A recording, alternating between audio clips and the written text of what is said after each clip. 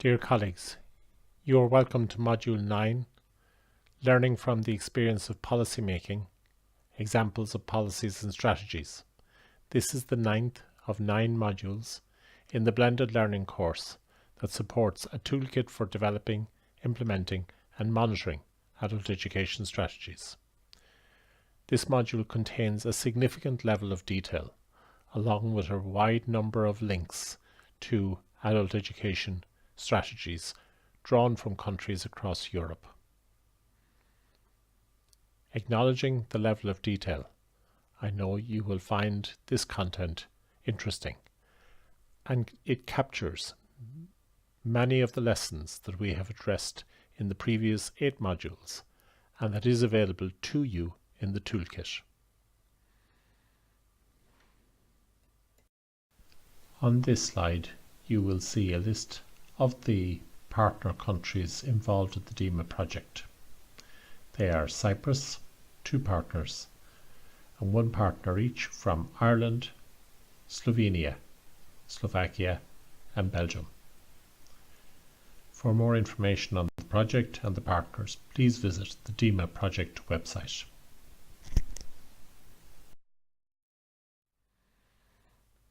So the learning outcome is that at the end of this module, learners will be able to critically discuss adult education policy examples and describe how they correspond to selected policy recommendations. So this module aims to guide learners through a range of examples of adult education policies in Europe.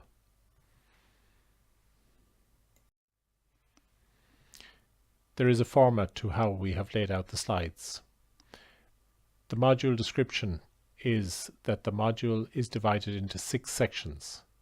Each includes a brief description of the policy area, policy recommendations emanating from different sources, and concrete examples of policies. The 6 areas covered in this module are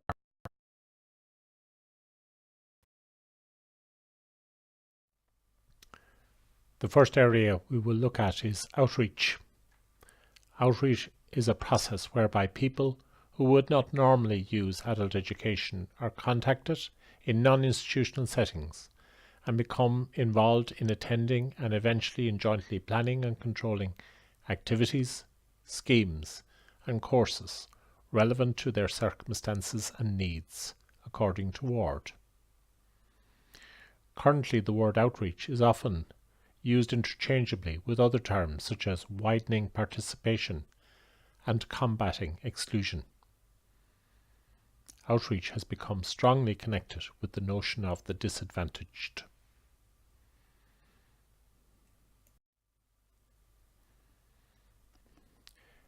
When we look at policy recommendations from EU projects, the first we will draw attention to is the OED 2014 project. OED stands for Outreach, Empowerment, Diversity. The recommendations are that the OED Best Practice Collection shows many innovative ways about how to reach out, and that non-formal adult learning can be much more flexible in responding to learners' needs and interests than other forms of education.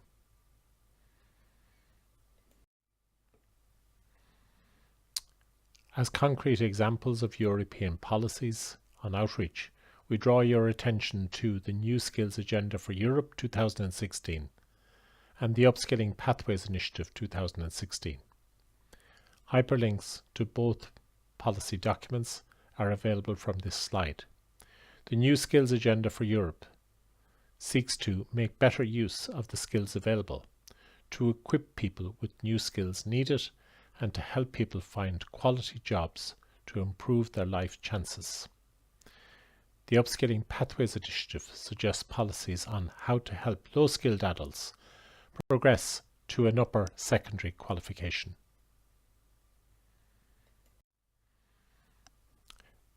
The following are concrete examples of European policies. The first one is from Austria in 2009, reaching out to the unemployed and low-skilled. The strong points arising from this policy are the value of free courses or funded courses, the value of central standardized accreditation systems, the value of standardized teachers training, the importance of monitoring processes and external evaluations, the value of cross-organizational collaboration and cooperation, the benefit of policy borrowing, which is borrowing policies from other areas where they have worked, and the importance of counselling and guidance. The Swedish policy in 2008 reaching out to newly arrived migrants, the Swedish integration policy, suggests important points as well, such as the faster introduction of new arrivals, the importance of provision of employment and self-employment opportunities, the importance of better and more equal schools, the importance of increased language skills with more adult education opportunities, the importance of anti-discrimination measures and support to the socially excluded, and the vitality of common basic values. The European Declaration on Active Citizenship states, strengthening the key contribution which education makes to personal development, social inclusion and participation, promoting citizenship and teaching, assists us to understand and to accept differences of opinion.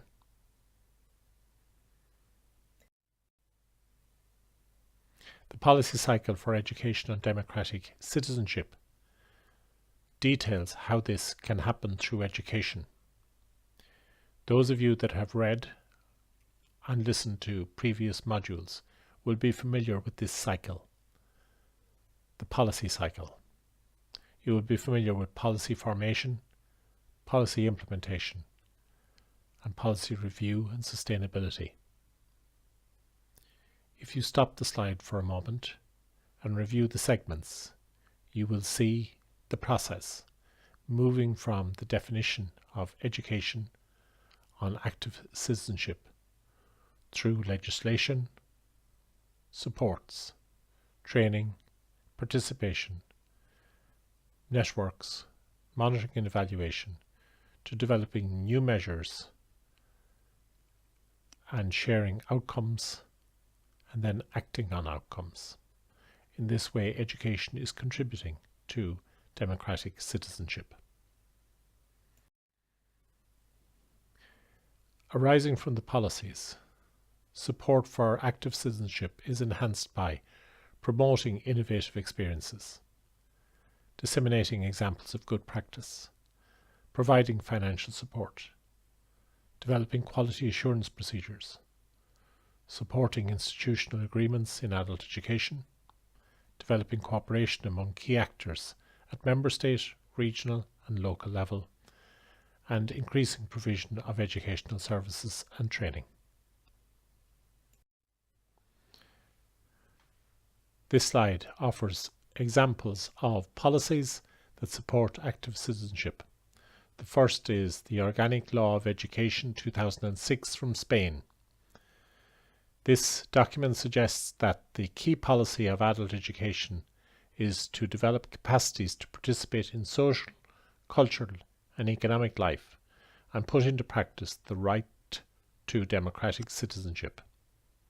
You will see the link to the document, the policy document, in this slide.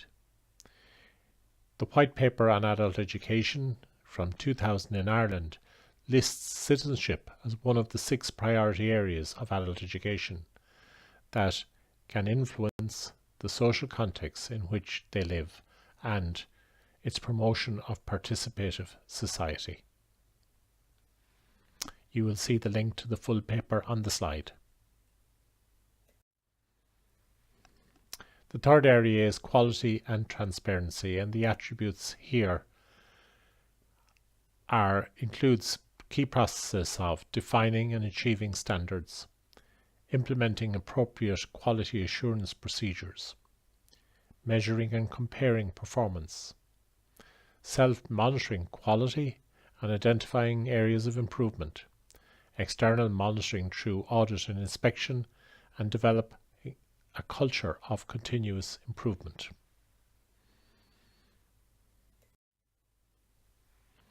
The European Quality Mark, EQM, is a very important standard. The EQM helps organisations to identify what they do well and the opportunity to make an action plan for improvement. In this slide, you will see 7 steps, the cycle of the EQM process.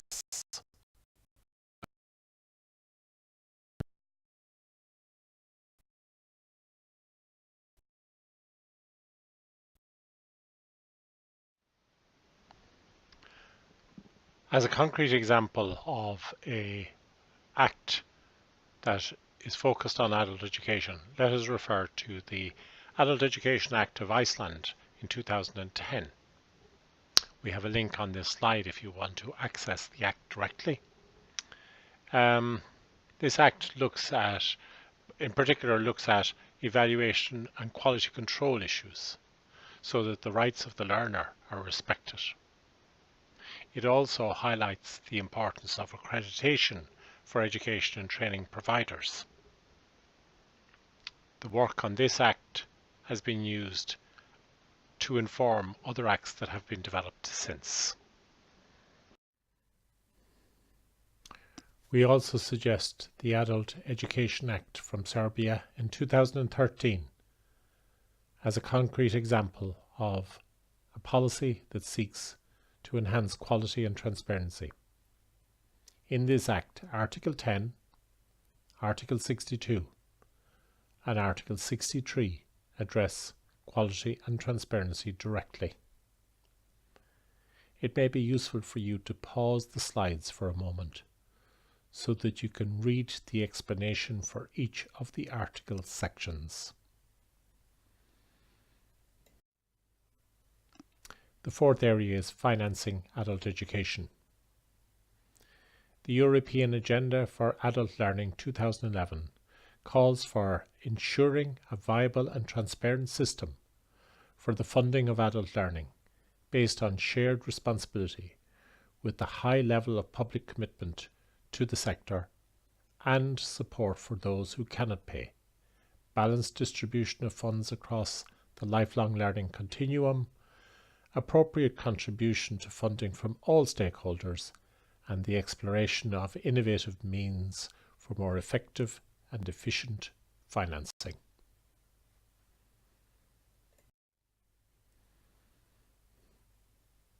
The report of the European Community Working Group on Financing Adult Learning is of great value.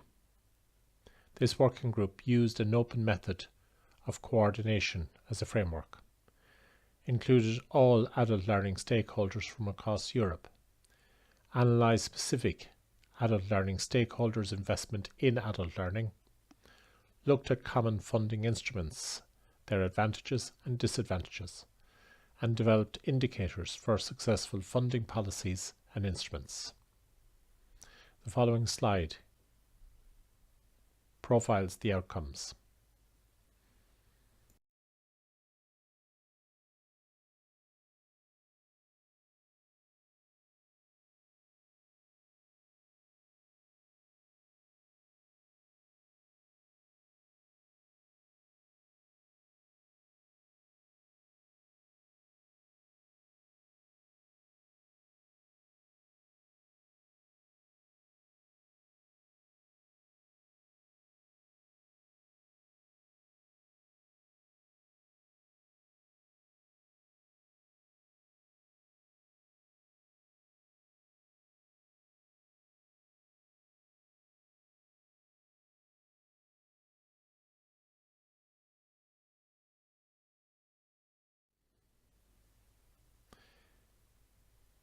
This is an example of a policy in financing adult education. The Estonian Development Plan for Adult Education 2009-2013 includes a large section on ensuring sustainable financing for adult education. It looks at some of the funding instruments mentioned in the previous slides. You can read about the measures and the instruments through the links in this slide.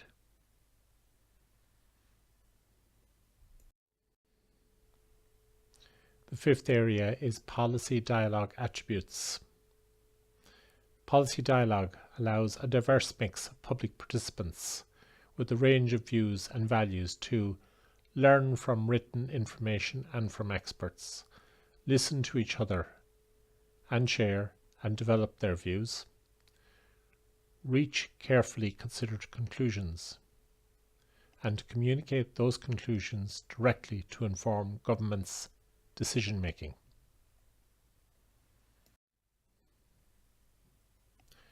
Good policy dialogue can help policymakers and governments to make better and more robust decisions that reflect public values and societal implications, to increase the legitimacy for making tough decisions, to demonstrate accountability in public investment, to overcome entrenched positions to enable policy to move forward, and to gain a rich understanding of public aspirations and concerns that goes beyond media headlines or focus groups. It does not, however, remove government responsibility for decision making, rely only on surveys or public opinion polls to gather public views, seek endorsement of decisions that have already been made, or replace other public information or consultation processes.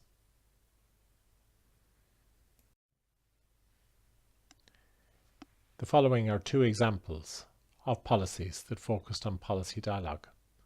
The first one, Renewal, Regional Networking for Adult Learning in Europe, involved civil society groups and practitioners to improve their communication and initiate deep dialogue. The Action Plan for Validation and Adult Education in Europe, AVA, encouraged cross-sectoral dialogue between validation stakeholders to increase reliability and trust for the validation results, and provided a stakeholders' cooperation framework to enable a common understanding of need and benefit for each.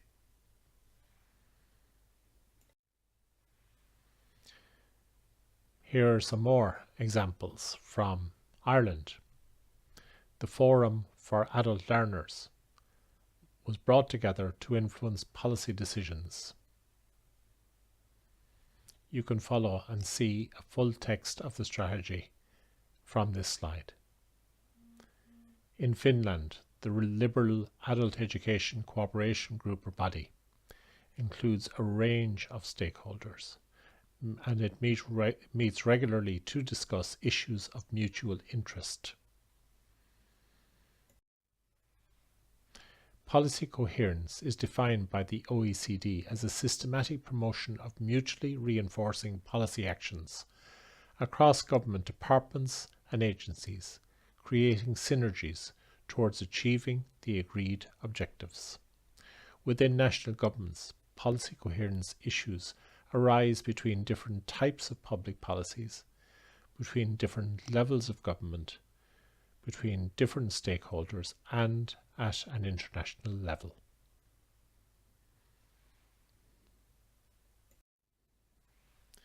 The sixth area is policy coherence. Good governance facilitates the implementation of adult learning and education policy in ways which are effective, transparent, accountable, and equitable.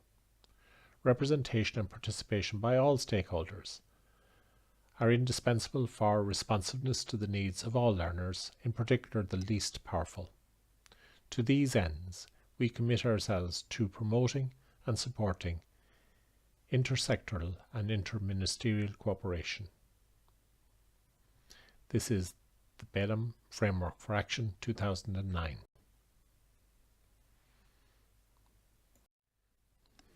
The success factors in policy coherence are the number of partners involved, that adult learning policies are made attractive not only for learners, but also for potential policy partners, and the importance of evidence, that potential gains are clearly demonstrated. The challenges. Joined-up policy making is difficult. For example, if an adult learning policy has educational, employment, health-related and social welfare aspects and outcomes, which policy partner drives the agenda? How are funding commitments distributed? These are the challenges that arise. Because if the policy is successful, which department will take responsibility and take credit? The Count on Skills Action Programme is an example of a policy promoting policy coherence. In particular, it is a joint policy response of 3 different ministries, and it aims to prevent people with limited literacy skills from marginalisation. You can link directly to the document from this slide, and you will see how it involves policy coherence vertically involving different ministries and horizontally involving a range of learners and providers. Take a minute to link to the document.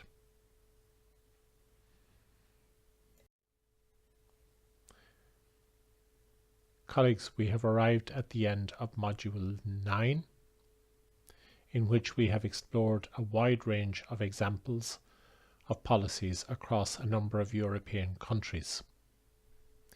It also brings us to the end of this blended learning course made up of 9 modules.